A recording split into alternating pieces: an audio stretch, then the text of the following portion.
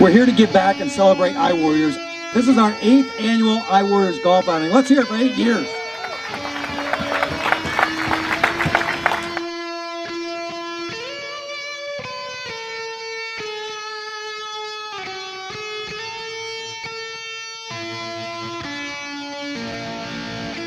What is iWarriors? We're here because of iWarriors. iWarriors was started by Kim and Tim Bartz from Moldcraft. Amazing people. Their influence and application in the industry is amazing. And they decided that they wanted to give back. They had a vision of helping our military and what that would look like. And their way of doing that was to give iPads to combat wounded veterans to say thank you. There are over 25 sponsors for this event, including Molded Marketing LLC, Punch Industry, Inco, Mold Making Technology, United Tool and Mold, Durachrome, NGN, Legacy Precision Molds, Mastic, Pelco, Joseph Motorcon Associates, Cimatron, SPE Mold Technologies Division, Reaction Plastic Solutions, AMBA, Slide Products, Standard Cutting Solutions, Chandler Tool, International Mold Steel, Falcon Plastics, and Westminster Tool, and that is... You know, if you've ever been to this outing, you know that this is not about the score, it's not about winning, it's not about any of that. Remember that you're out here for a reason other than golf. You're out here to network, you're out here to have fun, and more importantly, you're out here to give back to those veterans.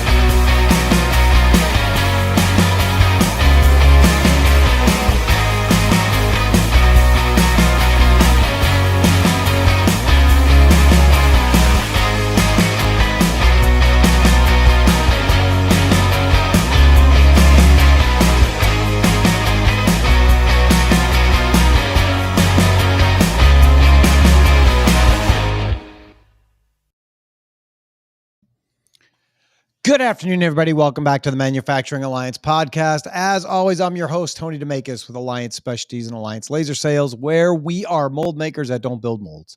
We do all the other things that you, the mold maker, needs. Laser welding, laser engraving, polishing, preventative mold maintenance, and hot runner manifold repair and cleaning. We do that all under one roof, and we're there to serve you. And so we understand that right now it's hard to find people. It's hard to find qualified people. It's hard to find people that need, that know how to do all the things. Well, we have the experts and we want to partner with you and we want to work with you so that we can both find success. We also build and sell laser welding and laser engraving equipment here in the United States. And if you would like to demo any of that equipment, we would like to bring it out and allow you to do that also. If you decide that you would like to work with us, that would be great. A portion of every sale from our Alliance ID1s or Advantage or Spark laser engraving machines go towards the Tim Tebow Foundation to help end human trafficking. That's a really big part of who we are, is our commitment to try and give back to the communities around us, which is part of the video that you just watched. We have our golf outing coming up September 19th. This is, I think, the 8th one that we've done. The proceeds go to benefit our friends at iWarriors. iWarriors provides iPads to combat wounded veterans. Why, you might ask?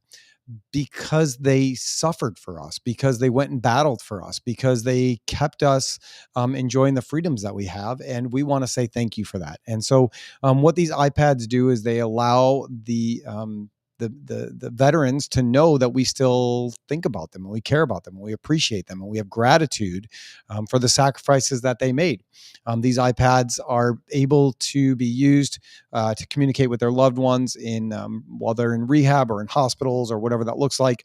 There are special apps on the iPads for PTSD and brain function. And so we love partnering with Kim and Tim Bartz when they started this, and now Progressive Components and Star Charities has taken that over. It's a great cause. If you don't play golf, you are the perfect person to come out to this outing, because if I'm honest, we don't really either. We drive around, we have fun. We have a couple drinks here and there.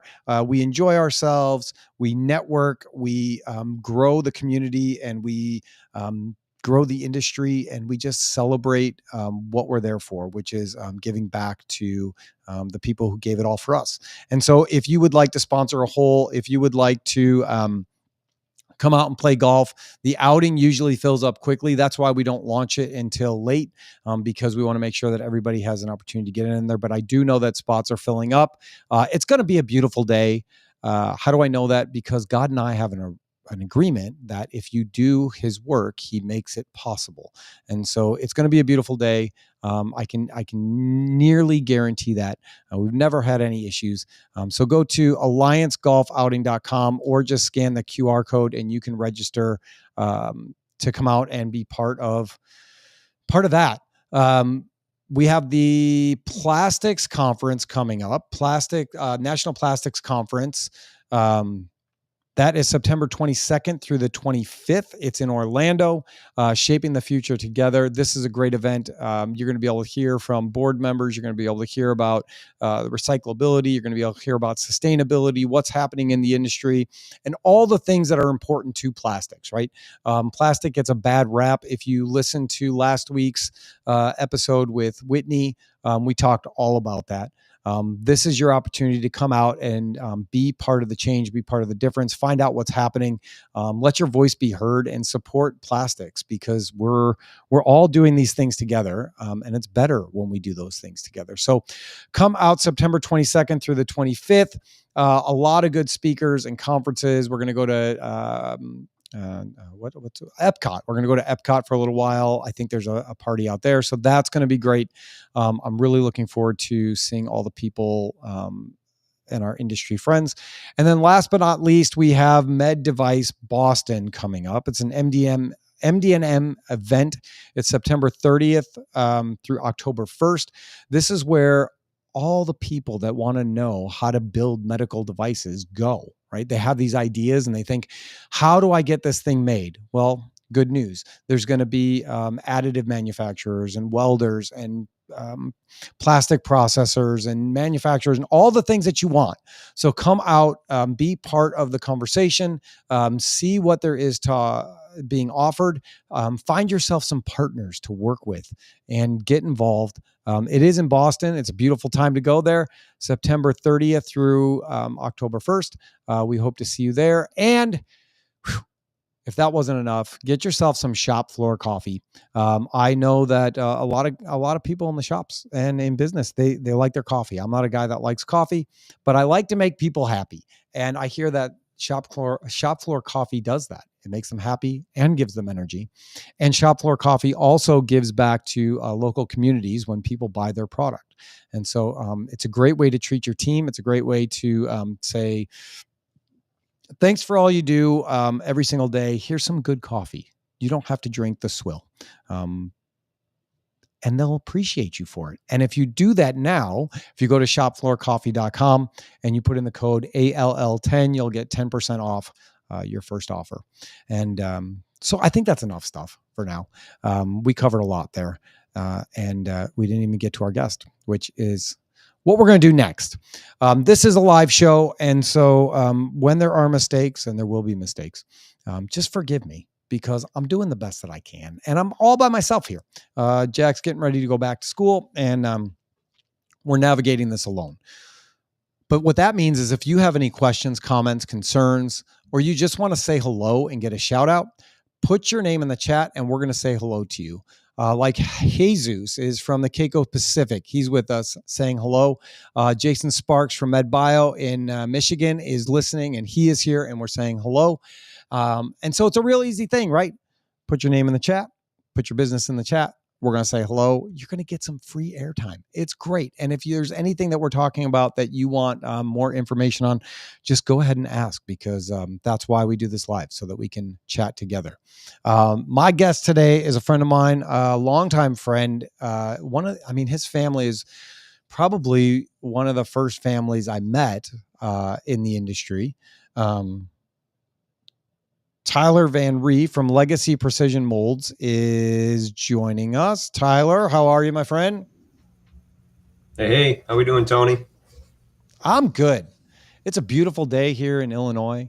Sun is shining, birds are chirping. It's not too hot. Likewise. And I get to talk to my friends, so I'm having a good day.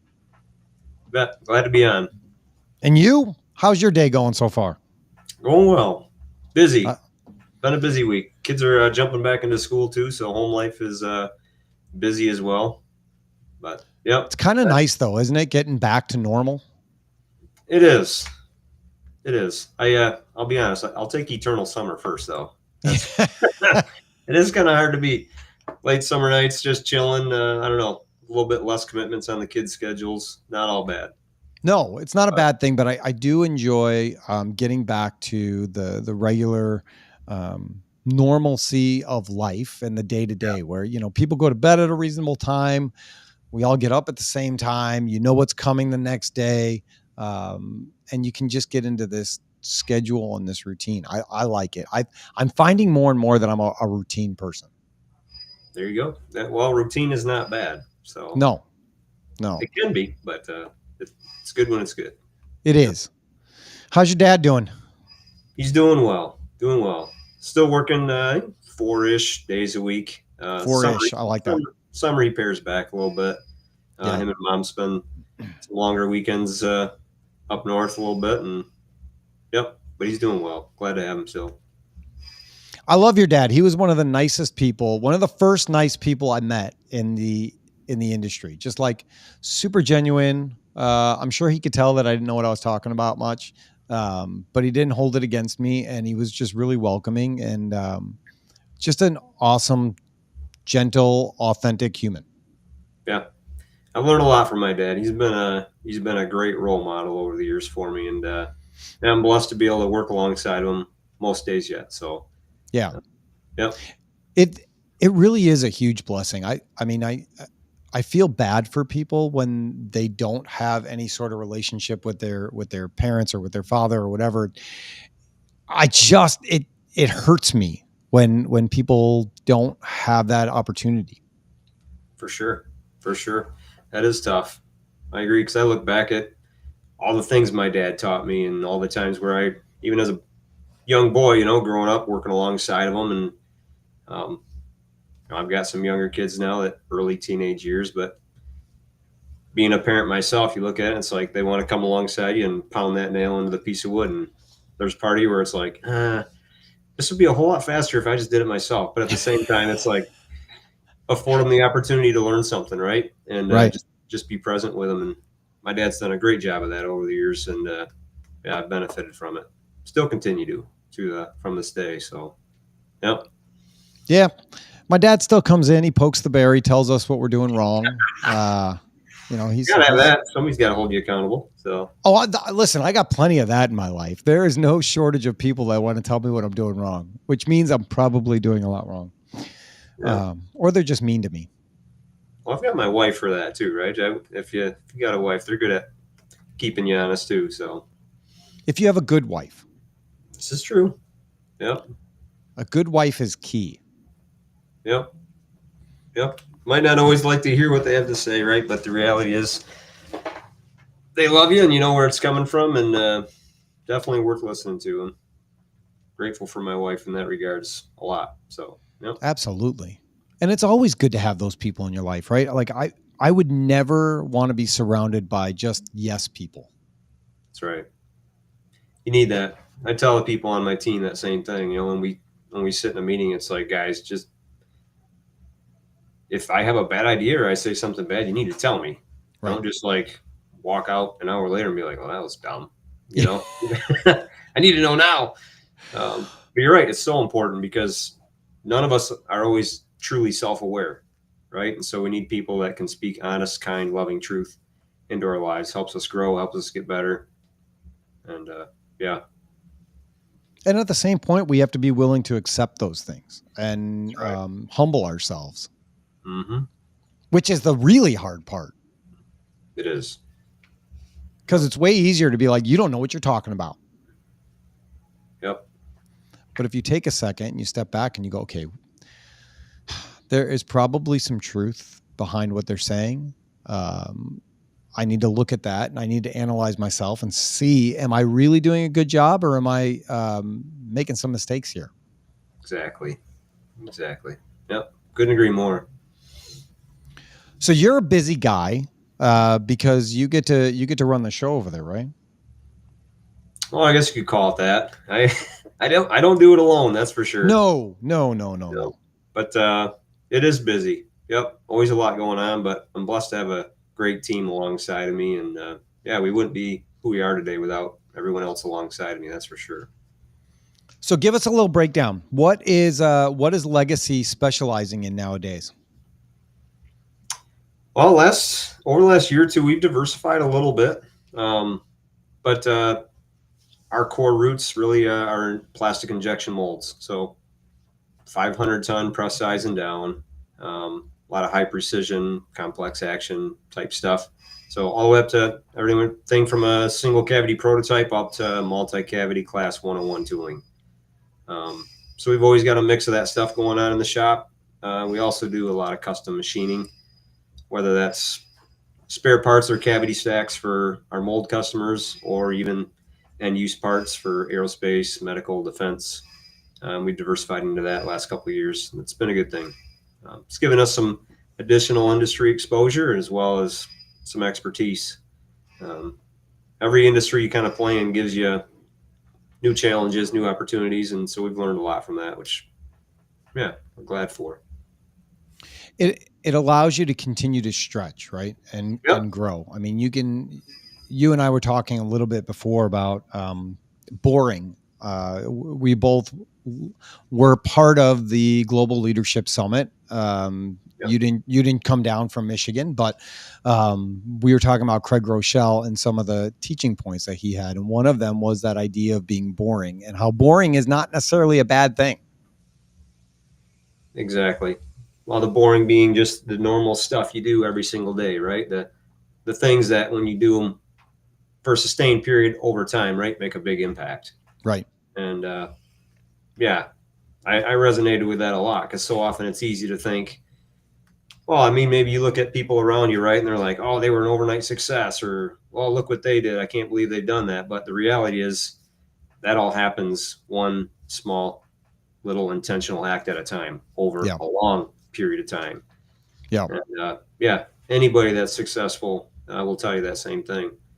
It's hard to remember that in the moment, but absolutely, that's how it happens.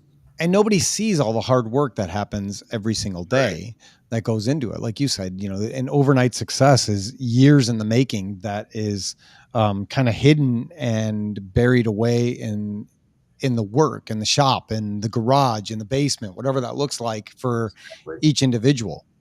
Yeah, a lot of blood, sweat, and tears for sure. Yeah, nobody sees those, right? The closest people to you do. Right. But the broader audience just, notices you when you're up on the mountain peak and wonders, how did they get there? They must have just got dropped there from the sky. No. How do I get to do that? Why? That's not fair. Yep. Climb one step at a time. That's it. I know that leadership is a really important thing to you. Yep. Why is that? I mean, it should be obvious, but I'm going to ask you, why is it so important for you to give back and be part of that leadership group? Like, are you talking like GLS? All of it in general. I mean, like leadership as a general term, it's worth investing in, and you never know enough. Yeah. I if I go all the way back, I remember when I was still, I mean, I started out as an apprentice here, playing mold maker, doing that, and then moving into CNC machining. And I remember my dad asking me, a long time ago now, he's like, hey, would you ever consider helping me, lead the business, moving into maybe some more responsibility, managing some people and stuff like that. And at first I was like, no. And so for a couple of years, he asked me that. And finally I kind of reconsidered, and I stepped back and I'm like, well, I don't know. Let me see what this thing called leadership's all about. And so I started kind of jumping into some different materials, stumbled on, I think John Maxwell was one of the first ones I stumbled on. Yep. And he had a daily email blurb, Minute with Maxwell. I think they still push it out today. And I just started listening to that every day, 2-3 minutes every morning. And I learned so many leadership principles. And I really started to, my heart kind of shifted towards like, okay, all this stuff I've learned over the years, this trade that I love, I can help other people enjoy the same thing. I can help other people come from not knowing anything to making a great career, in manufacturing. And I got excited about that. I'm still excited about that. I love that. That's probably one of the things I love the most about my job. If I could stand next to somebody every single day and work alongside of them and just show them how to do stuff, I'd love that. The reality is there's a lot of other things to do to run a business, so I can't do that 24/7. But I'm in my element the most when I do that, because I know what learning something did for me. I can see what learning from other people, has done, not only personally, but professionally. So any chance I got to pay that forward and help someone else, I want to do that. Yeah. And I think that's not always the norm, right? We get a lot of people around us that maybe they're happy being the only person that knows how to do a certain thing. Well, there's a false sense of security in that. I mean, there's been different times, in my own career where it's like, yeah, if you can do, a certain thing and you feel like you're the only one that can do that, right? Human tendency can be, hey, I want to hang on to this, right? Maybe this is my competitive edge. But the reality is we're all better together. And the more we all share, the better we all become. If we all keep it all to ourselves, now we're just a bunch of silos. And that's a whole lot worse off. And we're not supposed to be individuals, right? I mean, we're supposed to live in community. We're supposed to live in harmony. We're supposed to learn from one another and care for one another and grow with one another in ways that make us better as a whole, not, like you said, in a silo or as just an individual. I mean, sorry if you guys like the way that sounds, that's biblical. And exactly. That's just what that looks like. I see a lot of people that are joining us. Be like Jesus and Jason and put your name in the chat. Say hello to us. Let us know what company you're from so we can say hi and give you a shout out. What were you going to say, Tyler? I was going to say, a number of years ago, I was at a marriage seminar. My wife and I will do those every so often. And I remember a guy saying, like, your gaps and her gaps, right, equals no gaps. And I think that reality perpetuates through a lot of relationships in life, right? We all have areas where we have strengths. We all have areas where we have weaknesses. And if we can learn to integrate those and complement each other, that's what really makes us stronger, as a business, as a family unit, fill in the blank. I love that. And it makes sense when you put it that way, right? That's like our business model. Not everybody can find qualified polishers. We got those. We can do that. And that's great, and then we have companies that call us and say, hey, we're looking for some molds to be made. And we go, we don't do that. But we got some people that do that, and we can point you in the right direction to the people that fit your industry. Can we help you with that? And it's great. It's part of just building relationships with people and doing it for the good of making sure that everybody has the success that they're looking for. Yep. Well, that's what I love about the AMBA, American Mold Builders Association. I mean, we've both been members for a long time, obviously.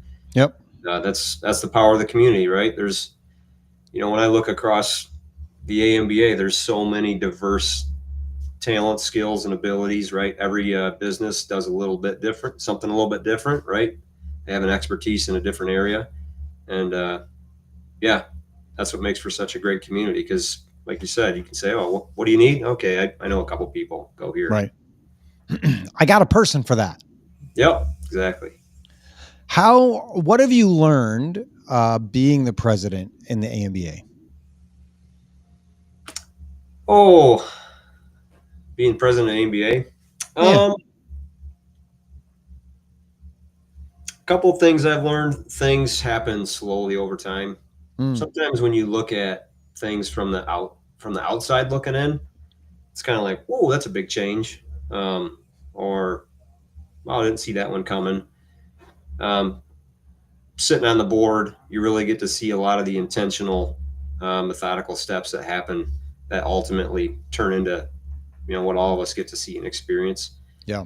The other thing that I've really enjoyed being on the board and really learned from is just, I don't know, all the people that sit around that table, I just kind of view as industry giants. They're really, I don't know, they're all really good in what they do, right? In their individual craft.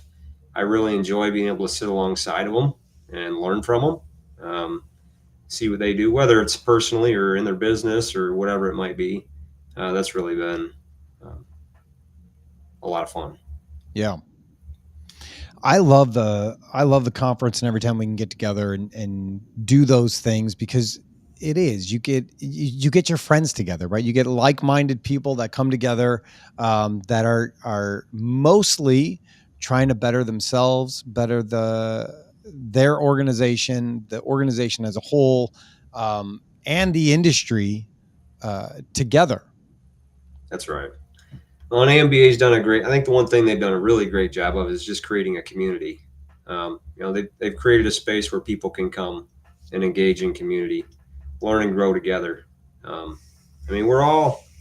always say we're all standing on the shoulders of someone else, whether it's a parent or a friend or a mentor, business life, personal life, whatever it is. And AMBA from a business and even a personal side. You plug in, you're going to learn, you're going to grow. Yep. How much longer do you get to be in charge of the board there?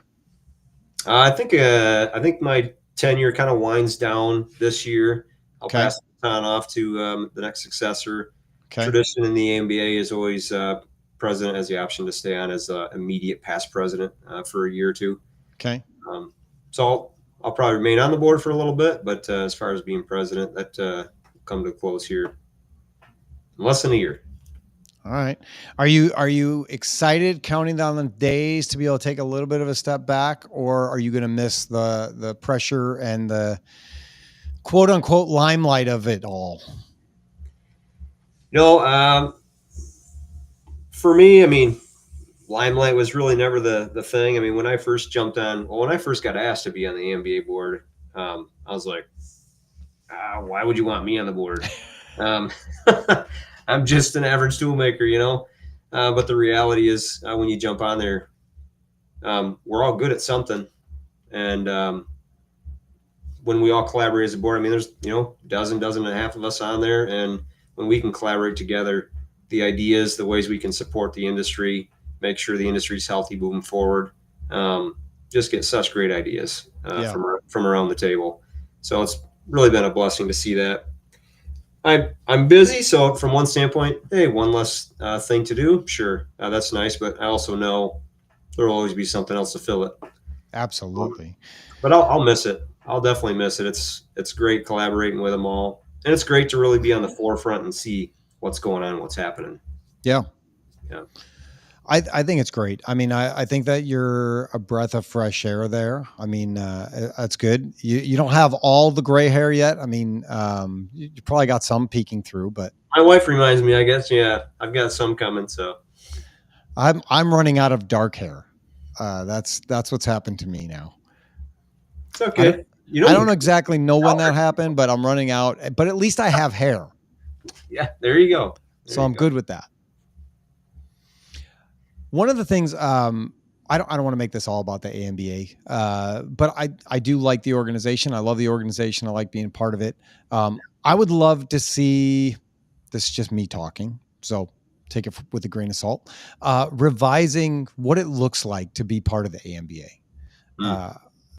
What I mean by that is, I think as mold makers and mold making companies stay in longevity, it becomes harder and harder, like I said, to fill all the roles that you need in a mold making facility. Whether that's finding designers and engineers or, to my point, polishers or whatever that looks like, it becomes harder and harder to find those things. And so what does it look like to say, okay, you are an intricate part of this industry and building tools, to have things made in America. We want you to be part of this, even though you may not actually assemble the molds. We can't do it without you. And I just think that it's important every once in a while to go back and look at those things and see, like, what do we do? What is our purpose and what are we doing and who are we inviting to the table, Sure. to sit there and help us be competitive and creative in a global marketplace. Yeah, no, that's fair. That's definitely fair, and that's a good thought. Something we can consider. Yep. I always think of Richard Evans with that. I love that guy. And, I know he tried, I think he gave up trying, but he tried for a long time to be part of the AMBA, and they could just never find a place for him because he's not a mold builder per se. He's a, mold engineer and designer. And, it was like one of those things where you can be in the AMBA, but you don't have voting rights, and you can be a partner and you can pay for these things, like all that kind of stuff. And I get it to an extent. I just think at some point, as an industry and as an organization, it makes sense to relook at things and go, okay, who do we want? Who do we need? What does this look like? What is our real purpose and how do we grow? Yep. No, that's great. Great feedback. I appreciate it. So there you go. You can either ignore me or you can kick the beehive on your last laps as president. There you go. That's your call. Fair enough. Yeah. What does that look like for you as far as business? Has it been beneficial for you being able to add a title of being on the board of the AMBA, or being able to say that you're the president of the AMBA? A lot of people wonder, right? Like, is this added responsibility? Is it something that's going to benefit me and my company? Or is this me being giving and just pouring into the industry, not expecting anything back? Yeah, that's a great question. I think it's a both and. If I look around the board table, and I look at everybody that's there, the number one thing that I see through everybody that's really served on the board over the years is they just have a passion and a heart for the industry, right? They love it and they want to give back. So it's a lot of that, right? You're giving back. We don't get paid for being on the board. It's a volunteer thing, right? We volunteer our time, we volunteer our travel, around these different things because we believe in the future of the industry. And the AMBA does a lot for sustaining the industry and really paving the way to make for a strong future. So I'm grateful to be a part of that. I know all the other people that sit around the board table would echo that same thing. On the flip side, does it give you some extra visibility? Sure. Gives you some extra visibility. Maybe you have some additional opportunities to engage people or get in front of a crowd that you otherwise may not. That's been, let's say, a small byproduct of being on there. But yeah, definitely beneficial. I mean, if anybody's ever considering it or gets asked, I'd definitely give it a second think. It's been great. I would encourage everybody, if they're not part of the AMBA and they are mold makers, to go and be part of it, right? Because it's good to be part of something and learn from your peers, and to recognize that you don't have all the answers, but there are people that are there to share and help, with advice, with thoughts, with work when you need it, right? you have opportunities to say, like, this is a person that I know from this organization. Can you do some overflow work for me? Or do you have any overflow work that I can do because I'm really slow in this area? Maybe not whole projects, but can I take on, are you bottlenecked in EDM? Can I take that on for you? And it just creates these little partnerships that allow both companies, all the companies, I mean, the customer on the other end too, to continue to grow and get better without having to do it all themselves. That's so true. I mean, in fact, as we sit here and speak, I've got a couple open work orders for some AMBA companies, both locally and abroad. And I've got work in other AMBA shops. Right. I was just sending some emails before we jumped on, sourcing some stuff to another local AMBA shop. And that's the beauty of the community. And the other thing, like you said, there's strength in numbers. It's so easy to think I'm one shop, I'm one voice. Who's going to really care what I have to say? Whether it comes to, how can I, maybe when I see unfavorable things happen at the federal level, and how can I remain competitive as a U.S. mold maker? No one's ever going to listen to me. Well, if you jump into the AMBA, they will. Sure. The AMBA really has created a voice for themselves all the way up to the federal level. That's been really amazing, actually, to see their ability to connect all the way up there and really drive positive change for our industry. Mm-hmm.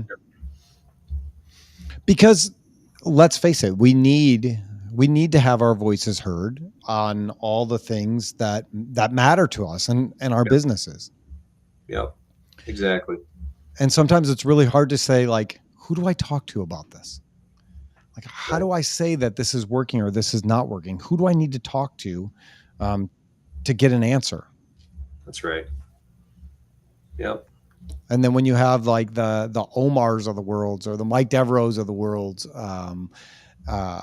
going out or Lori Harbor and fighting for you on your behalf, for your business, for our industry, it is really nice to know that you have those people and that they're not sitting in like an ivory tower where you can't talk to them. That's right. They're accessible and understand what we're going through. Yeah. And it's important. It's really important for us to be able to do all those things together. Yep. How are you seeing the industry right now? I know that there were some hiccups, right? For us, at least, before the past election, things got really, really slow because it seemed like nobody knew what was coming next. And then there was the election, and then there was like a boost, and then there was uncertainty, and then it was a drop, and then there were tariffs, and then it went up, and then it's uncertainty, and it kind of trickles down again.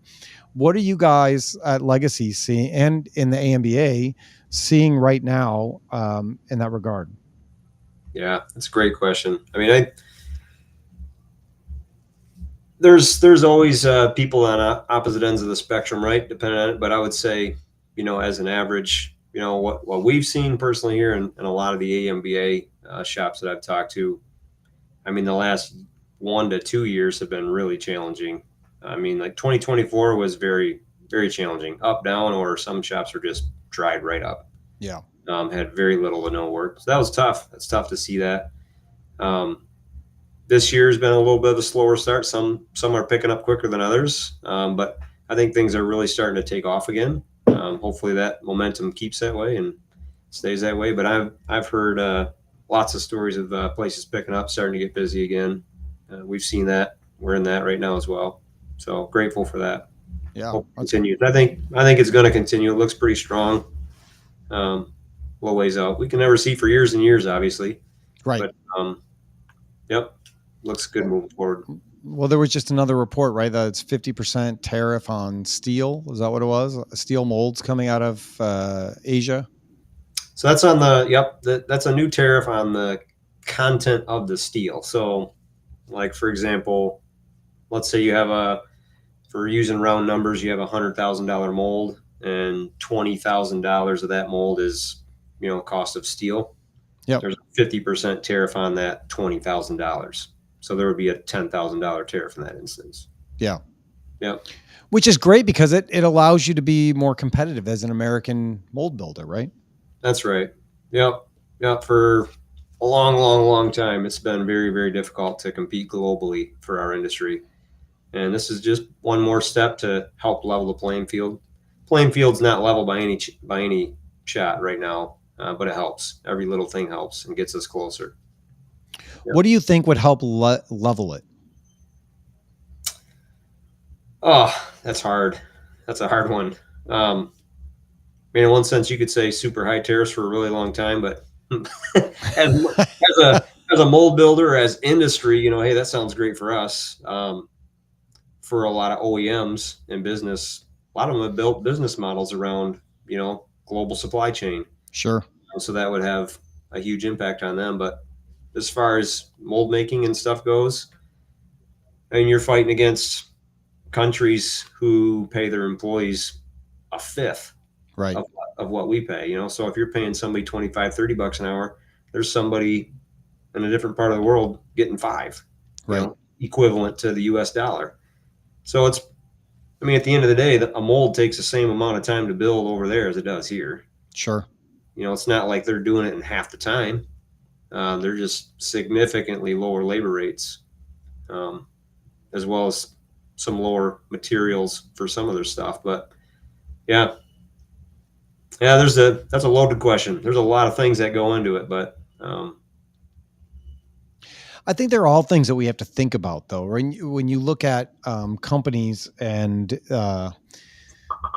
they're asking you to build a tool, right? And you look at their core values or who they are as a company, and it talks about how they care about people and fair wages and living wages and good working conditions and all those things. You do too, right? Yep.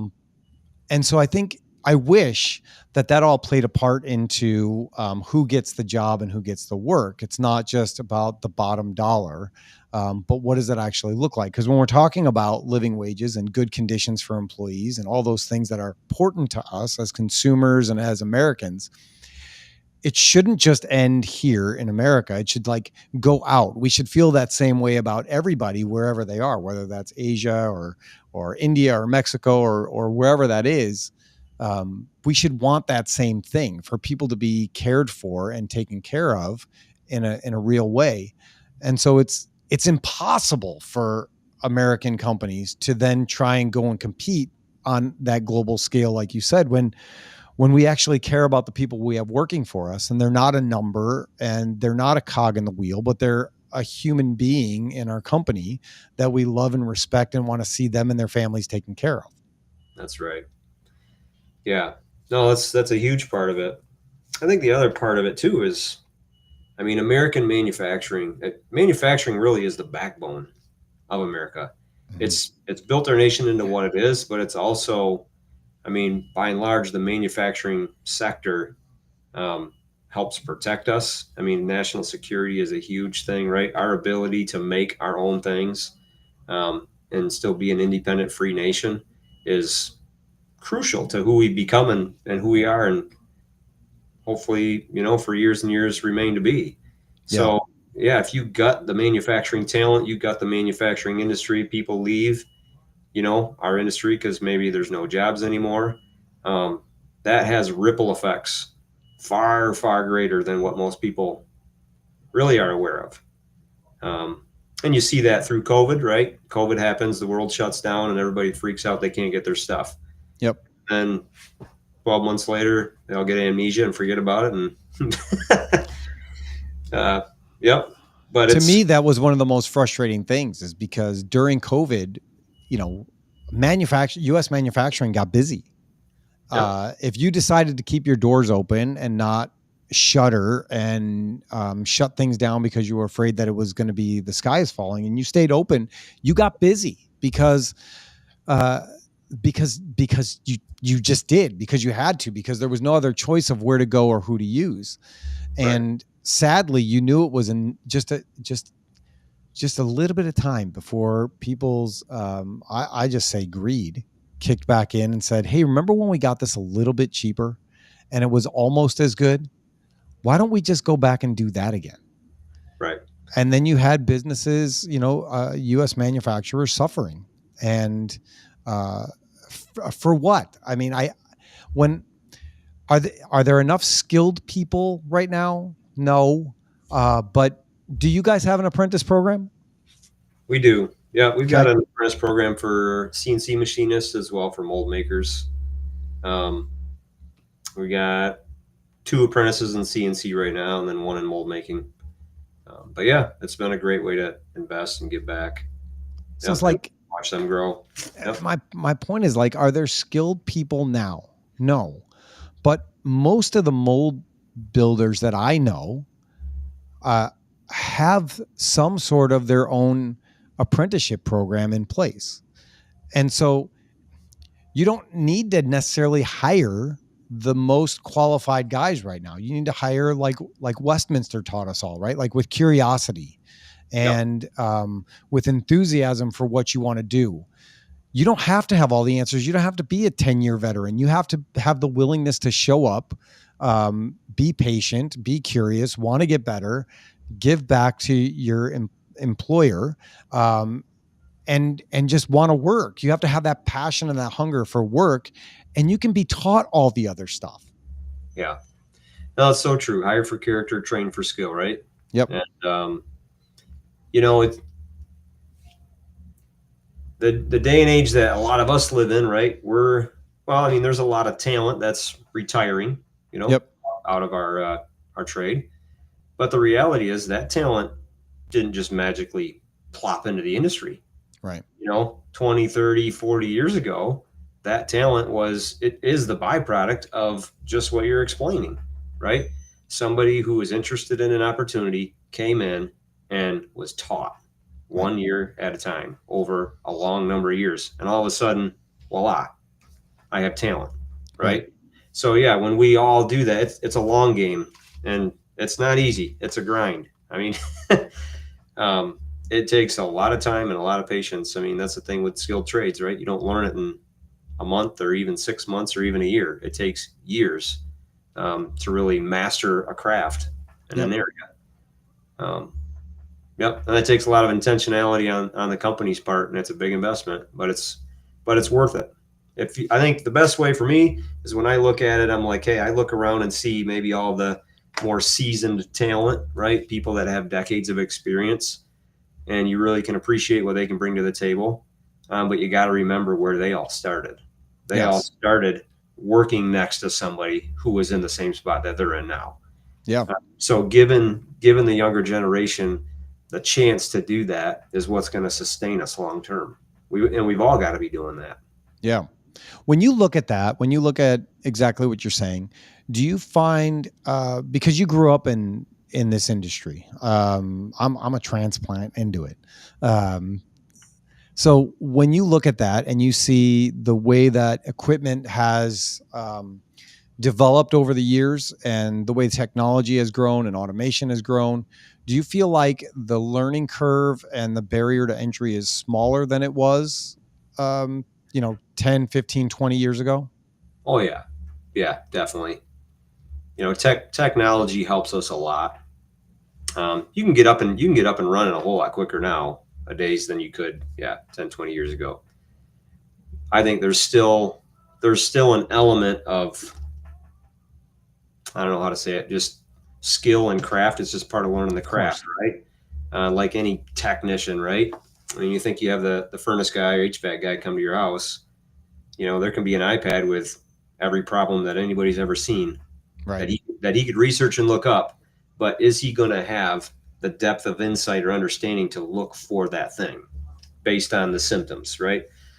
So all that information's at his fingertips. It's digital. It's easy, right? We live in the same world, right? I've got so many cool things that are digital, so many cool buttons in my software that I can make, things happen that, most guys about to retire would say is magic. But the reality is you still got to know which button to hit to have it really be magic. Right. So and when not to hit them. Yeah, exactly. So there's still, so yes, you can get going quicker, but it still takes time, like anything, just to learn and really get that wisdom per se. Yeah. I think that I think there's two parts to it. I think people don't realize that they can fit into the manufacturing space, that maybe they feel intimidated by it or think like, I don't know what this is. I don't even know what a mold maker is. How do I even know that I want to do that? And then they fall into this this area where they think, this is all I can be, right? All I can be is the guy that works at Chipotle, or, in the service industry, like fast food or wait staff or whatever that looks like. Because I hear people say like, where are you going to get the workers from? There are plenty of workers out there. I just don't think they know that these jobs exist and that they can actually apply to be in them, and they don't have to have all the knowledge base. I mean, if you have the choice to work a set schedule, I don't know what time you guys start, probably 7-ish. Yep. 7 or before. Yep. 7 to 4, right? Your schedule is 7 to 4. You probably don't have to work weekends. You might have to work one occasionally. You don't have to miss dinners with your friends. You don't have to miss things with your kids after school. You can probably go to all their games. You can do all those things. You don't have to worry about your schedule because you're working 7 to 4 every day. And then you're done. And we'll teach you how to do the things. We just want you to come in hungry and ready to learn. Right. Yeah, there's a lot of great opportunities. So many people have a stigma around manufacturing. It's just dirty and dingy and, oily. I'm going to come home and be in a grease bomb, and there still might be areas where that is true, right? But largely that has changed a ton over the decades. And if you're totally new to manufacturing, you never see it, all I would say is just go take some tours. Just get inside some local facilities. A lot of them are bright, clean, automated. There's tons of technology, involved in making stuff. So if you love making stuff, you're good at problem solving, there's a place for you. And really, wherever you go, whatever job you do, there's a chance you're going to get dirty, right? Like my example with the service industry, you telling me that when you leave Chipotle, you don't smell like Chipotle? I mean, exactly. There's grease in that kitchen. Yeah. There's grease in that kitchen. There's problems there, right? There's all kinds of stuff. It just depends on what you want and what you think you can do and how you achieve that. So I think that there are workers, there are opportunities. It's just a matter of putting those two things together and telling the story in a cohesive way that brings everybody together. When you guys, so I'm on the board with TMA, Technology Manufacturing Association. It's a organization here in Illinois. It's awesome. I love them.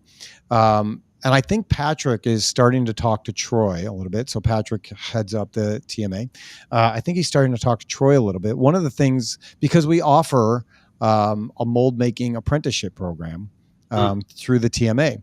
And one of the things that we started talking about is, do we need to look at the program, and is it meeting the needs of the mold makers in our community and elsewhere?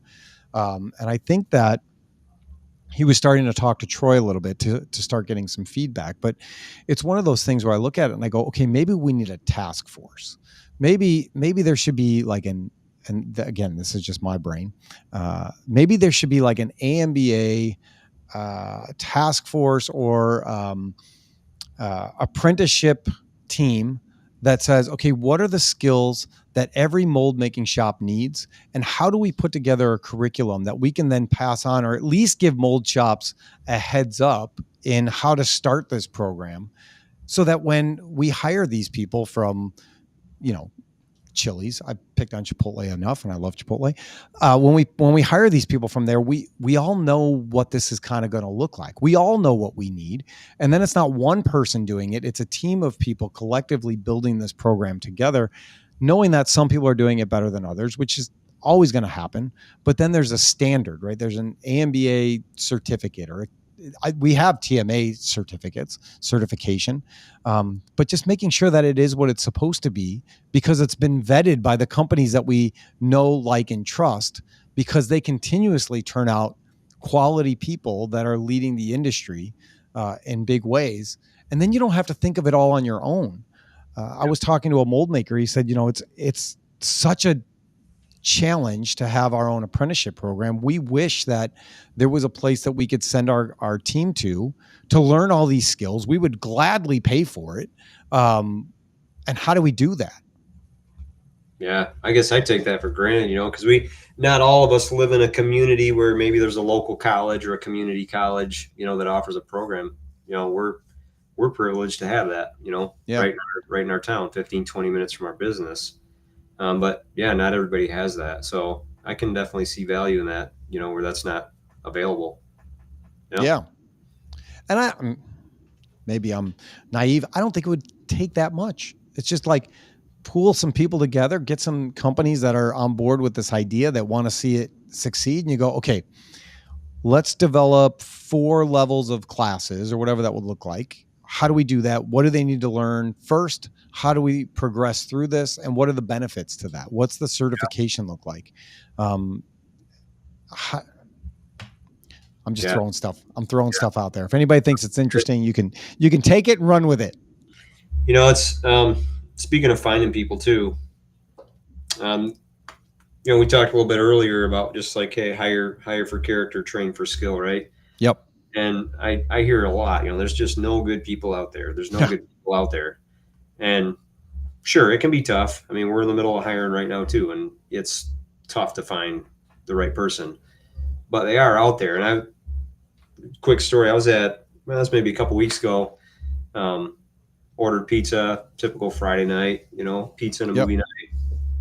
And so hey, be ready in half an hour. So we show up maybe 40 minutes later, and I walk in to, pick up the pizza, and teenager ringing me up and kind of like looks at me with a blank stare, and he's like, yeah, just a minute, I'll be back. Goes in the kitchen, comes back. He's like, I'm sorry, we never made your pizza. And so I was like, at first I was kind of like, well, this sucks. Like, that's what I'm thinking to myself. Right. But then I'm like, okay. He's like, but we'll get right on it. So I'm kind of like looking around. It's just a bunch of teenagers working the whole kitchen. Yep. So I went back out into the car and just sit there and hang out with my wife. I mean, less than 10 minutes later, this teenage girl comes out. She couldn't have been more than 17 years old. And she's like, here's your pizza. We discount it for you. Here's the discounted price. Plus, here's a coupon for free pizza next time you guys come back. Mm-hmm. And as I pulled away, I'm thinking to myself, okay, there was no supervisor there. Like, here's a high schooler who made that call, problem solved, right, on her own, made the customer experience a better one. I could have left there with a really bad taste in my mouth and been like, I'm not going back there again. Yep. But I didn't. I'll keep going back there. And then as I drove away, I'm thinking to myself too, like, that's the type of person that I'd want to hire. Yep. Like, that was amazing. Yeah. So I don't know. I was kind of inspired by that. And I was reminded to come back and look for ways in my own business to, hey, how can I add value to the customer and go above and beyond, even if maybe a certain transaction doesn't go the way they want. So yeah. So we were talking about GLS earlier, Global Leadership Summit. Did you listen to last year's at all? Oh man, I haven't been to every single year. Okay. There was a speaker last year. I don't remember his name off the top of my head, and I'm going to kick myself for it, but he wrote a book called Unreasonable Hospitality. It is a great book. It's focused on the restaurant industry, but it applies very, very well to what we do. And it's really, really applicable. And you look at yourself and you go, okay, how do we do that? Right? Like when you think of that teenager that saw a problem, right? You got pissed off customer. You forgot to make their pizza. Obviously they're mad. It's Friday night. They got kids. They're hungry. And you look at that as not as a problem, but an opportunity to gain a loyal customer. How do you do that? How do you go above and beyond, knowing that it may pay off and it may not pay off, but it's worth the risk because it's you putting it all out there, right? Like that the title is perfect. Unreasonable Hospitality, like above and beyond. It's a good book. Yeah. Great. I would recommend that. There were some things in there that I read and I thought, okay, we can do that. We can make those simple changes that speak volumes that other companies or other companies and vendors may or may not do. And it's not that hard. I think this generation gets a really bad rap. They because do. I know my son. My son is 19 years old. He's really hardworking. He's really respectful. He shows up. He does the things. He asks the questions. He serves. He steps into all those things. He doesn't fit the quote unquote mold of what you would say this generation is. And I know a lot of teenagers, 19, 20, 21, 22 years old, who all fit those kinds of standards. I think it just depends on which kids you're seeing and what they're doing. That's right. But you've had that forever, right? You've always had bad representations. You look at go back and look at the movies from the 80s. You got like Spicoli there. He was no prize. Like Exactly. But then again, our parents and the people that are running our businesses grew up in that generation and they were fantastic. They are fantastic. Yeah. And it's about how you take those kids and how you lead those kids. That's right. That's right. Yeah, we all need to, well, I've got younger kids. They'll come to the shop sometimes and maybe cut the grass or clean the windows, right? And do little odds and ends. Maybe it's on a Saturday weekend for a couple hours, whatever. I remember one of the first times I brought them in, right? They're maybe 12, 13 years old. Yep. I don't know why, but I'm thinking to myself, oh, this is going to be easy. I'm just going to tell them, like, here's the pail. Here's how you wash the windows. And I can walk away. And like a couple hours later, it's going to be done. Yeah. And that was the furthest thing from that. And I had to recalibrate my expectations. I mean, that was one of the first, father lessons for me from a working standpoint. It's like, no, they need somebody next to them to show them how to do it, right? And then when they don't do it well, no, you got to do it better. And here's why you got to do it better. You can't leave streaks behind. You can't leave the corner unclean. Come on the inside of the window and look out. See what that looks like. Go back out there and fix that. Right. And it's like, we all learn that way, and we all have to learn that way. And that's the thing. It starts with just little small investments of time in training, teaching like that. And you know what? We all can benefit. I mean, that's one small example, but the reality is we all need that for our entire lives. Absolutely. There's always something that we don't know. There's always a blind spot that we have. So yeah, be humble, willing to learn and listen. Yep. No, I love it. Jesus made a comment. He said, there's challenges and negatives. There's poor management, including lack of structure, moody leadership. I think he's speaking from example. Moody leadership and bad communication. This leads to stress, hostility, and high employee turnover. That's why leadership is important. It is. Everything, well, like John Maxwell says, everything rises and falls on leadership. And It really does. Yep. I mean, to his comment, all I'd say is control the things you can control. There might be a lot of things out of your control, but be the best version of yourself in whatever environment you're in. And if you eventually have to find another environment, so be it. But you can control yourself anyways. Yeah. Leadership is one of those things. I mean, we're going full circle here, really. But I think it's the most important topic, is leadership in teaching people how to be better versions of themselves, how to be better humans, how to lead other humans in a good way that is not demeaning, but supportive and encouraging. Yep. And it's not an easy thing. It's not an overnight thing. It takes a lot of time. Yep, it does. It does. It's easy to think things happen quick, right? But everything good happens over a long period of time.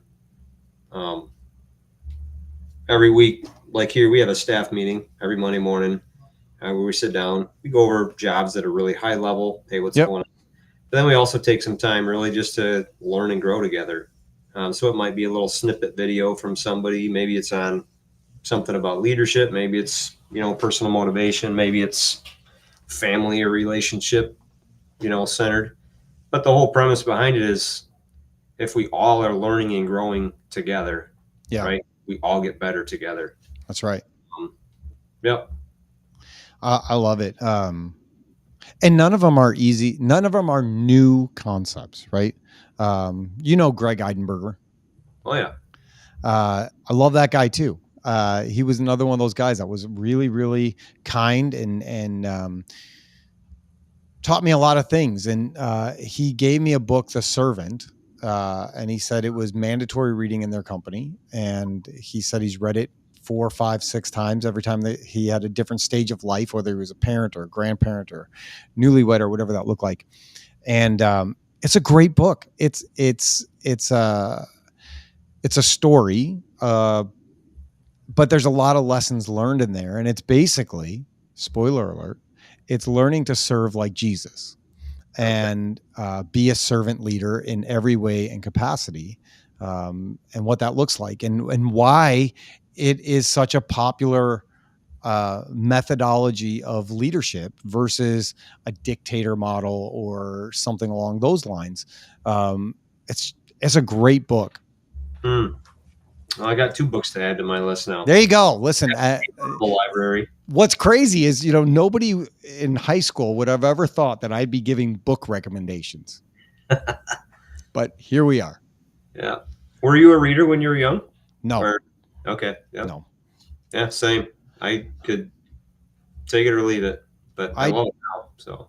Yeah, I try to. I tell myself sometimes I'm going to carve time out of my day to read improvement books, whether that's leadership books or whatever. And then the day disappears. And then I go home and I want to shut my brain off a little bit so I don't read at home. I get up in the morning, I do my devotional, some Bible time, some writing, some thinking, and then I work out and do all the rest of it. And by the time all that's over, I don't want to think anymore at the end of the day. Yeah, no, I hear you. That can be tricky. But airplanes are great for me. I was gonna say you get some unattended butt time. That seems to work. That's for me. I work maybe a half an hour away from home, so my commute is best spot for me to listen and learn. Yep. Yeah. No, they're great. That's great. You want to do some 5 questions real quick and then I'll let you go? Fire away. All right, here we go. Question number 1.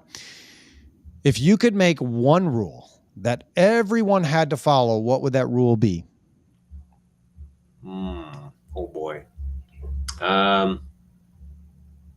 Read at least 6 books a year. Ooh, I like that. My brother would hate that. We were just talking today and he was like, I don't like to read. It's too hard for me to read. I got to read the same thing over and over again. I thought, you can listen to them. That's what I do. Listen to Audible. That counts. Yep. Digest some content anyways. Yeah. And I think that just applies to continuous learning, right? Like, keep challenging yourself to learn new things and be better at things and not think that you have all the answers to all life's problems. There are other people that are smarter than me, and I know that. And I'm glad that I'm not the smartest person in the room because it would be a very dark room. Well, and the reality is you have to take on that posture to learn, right? Right. Learning requires a level of humility, and without it, you just don't learn and grow. Yep. Eric Sandberg from National Tool says he read that book. He read Unreasonable Hospitality, and he agrees that it was a great book. Oh, great. Thanks for jumping on, Eric. So there you go. That's 2 people. 2 people think it's a good book. All right. That was double whammy. I really got to read it. There you go. Question number 2. What is the one thing that you are superstitious about? Oh, boy. I don't know if I'm really superstitious. As a triathlete, you got to have something about race day. Okay. Yeah, I guess. Yeah, you planted something in my head there. Probably what I eat in the morning. Because it's like, if I eat the wrong thing, it's all going to go bad. But that hasn't proven to be true yet. But all right.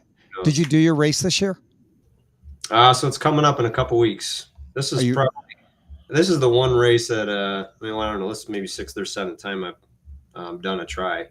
Okay. I'm probably the least prepared this year. I have not carved out enough time to train, so kind of dreading it. In fact, I was joking around with. There's a handful of guys from work that we all do it together, and I was like, guys, maybe this is like our year for a relay. Relay anybody? Like, I'll do. Relay. You want to take the others? We'll see. They didn't take me up on it, so it looks like I'm muscling through it.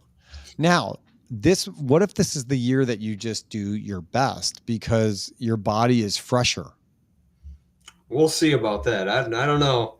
I'm old enough to where I can pull a muscle if I do the wrong thing. Now I'm not 20 anymore, so. Nah, I agree with you. Jack has always given me a hard time telling me I need to stretch more and do all those other things. And I think, but the stretching, it takes time out of my workout. Like I don't have unlimited hours. I think it was a year or two ago. I pulled a muscle really bad. I went to see like this therapist guy. And he's like, you just got to stretch. He's like, you're not a teenager anymore. I'm like, okay, I get it. And then like every time I like pull a muscle again, I like that comes back to haunt me. It's just like, darn it all. He told me that, but I'm not stretching again, and that's what I get. So yeah. I have an appointment with a foam roller when I get home today. That's gonna hurt. There you go. But I'm not looking forward to it at all. No pain, no gain. Yeah. All right, question 3. If you swapped genders for the day, how would you spend your time? Well, is this like a DEI question or what? No. This is just like if you ever wondered, like, what would it be like? Like I always say, I would spend my day doing sales because I think that this is not me being sexist. This is just what I've witnessed. I feel that a woman in this industry has an advantage to getting in the door just because it's a male-dominated, driven industry. That I think that you could use that a little bit. There you go. If I swap genders, how would I spend my time? I don't know. I look at my wife, and she's got a much bigger social life than what I do. So I would just spend the day socializing. Go out to coffee in the morning and then lunch. And she's probably gonna be like, "I don't do that every day. Stop trying to pay me that way." It's like, okay, I know you don't do that every day, but you do that way more than I do, and I probably should do that more. In fact, she's always encouraging me that way. You got to go out with some guys, just hang out and sit across the table and talk. Something kind of like what we're doing right now. Yeah. It's hard to do sometimes, right? Like, you should. But again, it's hard to carve out that time, especially like when you got kids and you got work. And at the end of the day, sometimes you just want to go home and sit on the couch and be with your people. Yeah, no, totally agree. From her standpoint, I can see it. I definitely should be more intentional about it than I am. She's very intentional about it. Okay. So yep. All right. Love it. All right. 4. If animals could talk, what would be the rudest and why? Probably my dog. Because that is very specific. He rolls his eyes at me when I reprimand him, and I'm wondering what is going through his head. I really don't want to know. So if he could talk, I'm not sure I would want to know. Usually it's a general animal, but that was very specific. My dog. Well, my dog is good. I mean, that's probably like most pets. You love them and you hate them. Yeah. He's very loud. He's got a big bark, and he's stubborn. So sometimes he'll go outside and keep barking, even though he's being told not to bark. And so, yeah. Other than that, I love him. That's only one of the many reasons that we don't have any pets in our house. 0, huh? 0. No. Yeah, we had turtles. We are not good pet people. We are better people. When people say like it's my fur baby or whatever, like I don't get that. I like dogs. I don't want a dog. I don't want to clean up after a dog. I don't want the responsibility of a dog. Like other people's dogs. There you go. Yeah, I like other people's dogs. They're fine as long as they don't sniff your crotch all the time. Then that's fine. But there you go. I don't. Or like the mastiffs where they're just drooling all over the place and they're like shaking their slime everywhere. I don't need that. So you guys don't have bring your dog to work day, I'm assuming. No. No. That's all right. No. There's been times where people bring their dog to work when, like it's a puppy or they don't have somebody to watch it or something's going on. But no, not a thing. Just not a thing. I would hate for a dog, there's stuff on the floors, a dog eats something and the dog gets sick and now you're never going to hear the end of it. And don't need it. Don't need it. All right. Last one. How many kindergarten kids could you take in a fight before you were outnumbered? Oh boy. Oh, I don't know. Throw a dozen at me. All right. They're short enough. Yeah. We watched a video the other day. It was one of the strongmen, Eddie Hall. I think it was Eddie Hall. Okay. Eddie Hall and another guy were playing tug of war against children, like probably first grade, second grade kids. I was shocked at how few kids it took to beat them. Interesting. Yeah. Strength in numbers, right? Well, when they figured it out, it kind of made sense, right? Like there were 20 kids. Spoiler alert: there's 20 kids that beat two world's strongest men athletes at tug of war. And when they did the numbers, they were like, okay, it's like 60, 70 pounds a kid times 20 kids, putting a little bit of weight behind it. That's a lot to pull. It is. Oh, that's great. And Jack said, I don't believe it. I think they're faking.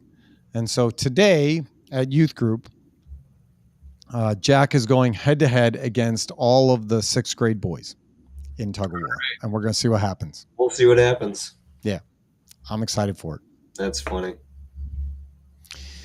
Tyler, anything else that we need to touch base on? No, this was good. I know you had a little blurb on the golf outing. I'm looking forward to coming this year. I think last year was my first year, and it's if anybody's listening and they're on the fence, it is a blast. Definitely come for a great cause, and it's just a ton of fun. So looking forward to seeing you in a few weeks. And am I lying when I say you don't have to be able to play golf? Nope, it's probably better if you don't know how. What we do to golf is a Shooter McGavin would not be happy with what we do to golf. Yep, that's okay. That's what makes it fun and memorable. Yeah, I agree. Any prayer requests before we go? If anybody has any prayer requests, you can put those in the chat. Do you have any prayer requests, Tyler? Yeah, we're hiring, trying to fill a spot right now for a machinist. Pray that the Lord sends the right person for us. That's great. It's great to know that you're hiring. There's so many people that think that that's not a thing. Whenever I go places and they're like, nobody's hiring. I'm like, find an industrial park. If you find an industrial park, people are hiring. I promise you. Right. Knock on enough doors, you'll find one. Yep. Yeah. You just got to be bold and go up there and say, hey, listen, I don't necessarily know how to do the things that you're doing, but I'm willing to learn. And I'm here. Exactly. I'm a good guy. I'm better than what you got right now. Show up. So show some interest and intentionality. Yep. Yeah. All right, let's pray real quick, and then I'll let you go. All right. Heavenly Father, thank you for today. Thank you for this opportunity to talk with my friend Tyler. Thank you for the community that you put around us and the fact that you sovereignly bring people together to accomplish your will, whether that's relationships or what those relationships bring. So we just thank you for this time. We thank you for this day. We thank you for everybody that took time out to listen. We pray that they would be blessed and that they would come to know you. We pray for the people that are hiring, that they could find the right people, and the people that are looking for work, that they could find the right companies, and that you would bring them together to be a perfect match. We just pray for people that are going through different sicknesses or fears today, that even though we don't know how they end, you do. And we can take comfort in that, knowing that you will work all things together for the good of those who believe and for your glory. And so we just thank you for today and this time. We praise you. We love you. And it's in Jesus' name we pray. Amen. Amen. Tyler, my friend, thank you for spending some time with me today, for jumping on, for all that you do for the industry, growing your people, being a good leader, a good servant to mold making, and being a good human. I appreciate you. Well, hey, right back at you. Thanks, Tony. Grateful to be on and chat with you, and grateful to call you a friend as well. So, I love it. All right, buddy. Thank you. Have a good one. See ya. All right, bye. Bye. Everybody, that was Tyler VanRee from Legacy Precision Molds. Great guy, great company. If you want to know how to get a hold of him more, I should have done that, but he's on LinkedIn. You can go to their website. All you got to do is search Legacy Precision Molds, and you will find them. I think I have his email address here. Let's see. It's legacyprecisionmolds.com. I'm not going to give his email address. I'm not going to dox him like that or give his phone number. That's not good. But great guy, great company, great people to work with, and work for. And so, if you're looking for some molds made in the Michigan area, give Tyler a call. He's here. He's participating. He wants to do more things. And that's really what this is all about. I want to thank him for sharing some of his story and the story on what's going on at Legacy and what's happening in the industry. We want to continue to tell these stories on a regular basis. And that's why we do this. That's why we do this show. So if you found value in today's show, I'm going to ask you to like or subscribe or get notified, whatever that looks like, whether it's on LinkedIn, YouTube, Facebook, wherever you choose to listen. We're going to continue to show up and tell the stories of U.S. manufacturers. If you would like to tell your story, we want to be part of that. We want to tell your story with you.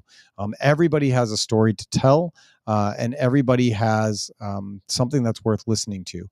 And so if you would like to be on the show and tell us what's going on in your life and what's going on in your business, please send me an email to tony@alliancelasersales.com, and we'll get you on the show. We'll talk about everything that is important to you in this space and this industry.